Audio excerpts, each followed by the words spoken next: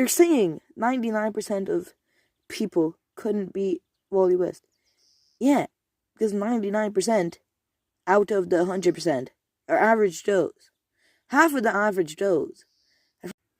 And then, out of the 50% of fattest Joes, there's the 15% of even fatter ass Joes.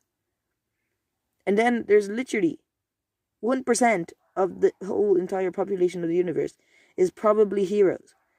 Because in the DC universe, there's only around like 100 or 50 heroes. Like, there's not more than 100. There can't be. Like, one per city. Except for like Batman and Robin, but that's 2 heroes. But that's a sidekick and a hero.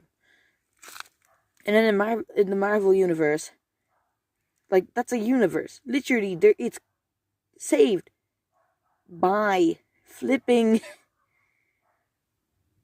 23 people around that amount. Like, what the hell are you saying? The 1%. The 1% is pretty much all heroes. So it ain't that hard.